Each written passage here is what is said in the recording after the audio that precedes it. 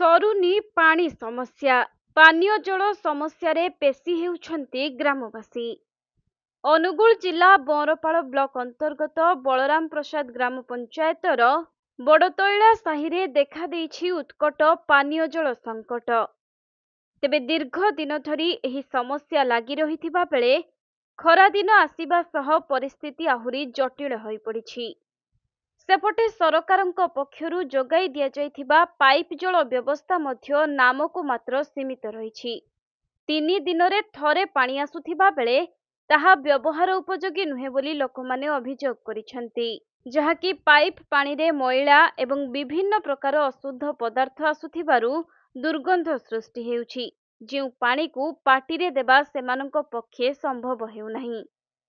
तेबे एही गाँ रे गोटिए नलकूप रहिथिबा बेले प्राय 50टी परिवार एहा उपरे निर्भर करुछंती। अन्यपटे एही नलकूपरू परिष्कार पानी मध्य बाहारू नाही, जहा फलरे सेही पानी को व्यवहार करी लोकमाने रोगग्रस्त हेउछंती।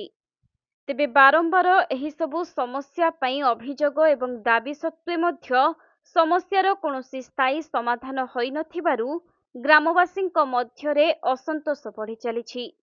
तुरंत पदक्षेप नहीं विशुद्ध पानीय जल जोगाण सुनिश्चित करने सेमाने स्थानीय विधायक एवं प्रशासनक निकटरे दाबी जनाइछंती।